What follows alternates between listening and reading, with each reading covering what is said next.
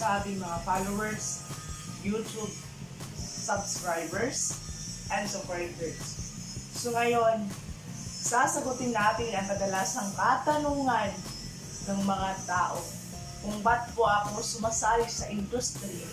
Kung ba't po ako bumabalik sa pagbablog? Kasi dati, isa rin akong content creator. Isang content creator na hindi pumapatok ang aking content. Dahil yung content ko noon is for entertainment only. Yung profile ko is naga-some issues. So, ngayon, bumabalik po ako sa pagbablog. Then, yung name po ng Facebook page ko is J. Linga. Inspired po yan sa mga Kalingap team. Nila Kalingap Rob, Kalingap Jumar, at sa lahat ng team nila, Team Kalingap. Kasi inspired po ako dahil tumutulong po sila ng mga taong mahihirap na walang hinihinging kapalit. Tumutulong sila ng bukas loob sa kanilang puso at mapaubayang tao po sila. Kaya inspired ko po sila. Palagi ko po silang pinapanood sa mga content nila. Kaya napag-isipan ko na gumagawa ako ng content na tumulong ng mga tao.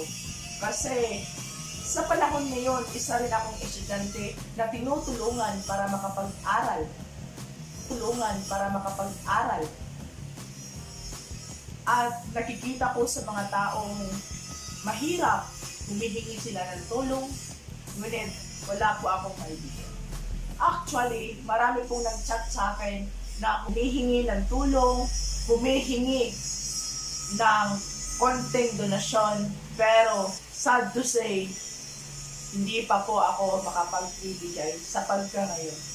Kasi hindi pa po ako kumikita sa aking YouTube at sa Facebook. Pero ako po mga ka-J-Linga na kapag ako'y kumikita sa aking pagbablog, pangako, tutulong ako sa mga taong mahihirap, kagaya marginalized people na hirap maiahon sa kanilang buhay, ang hirap at hirap din sa pag-ahon ng diskriminasyon. Dahil kaya, mga ka-J-Linga, isa lang po yung advice ko sa inyo, maging matatag, matalino, at masipag sa buhay. Kasi, ang Diyos ay nakakaalam kung ano ang ating gagawin. Paki-follow at paki-subscribe po ng ating YouTube channel. Kagaya ng mga Kalingap team na tumutulong sa mga mahihirap na hindi humihingi ng kapalit. Bukas palad, bukas puso na tumutulong sa mahihirap. Kung makikita man ito ng mga Kalingap team, sana mga Kalingap, ako po si J. Historia bilang J. Kalinga. Maraming salamat sa panonood.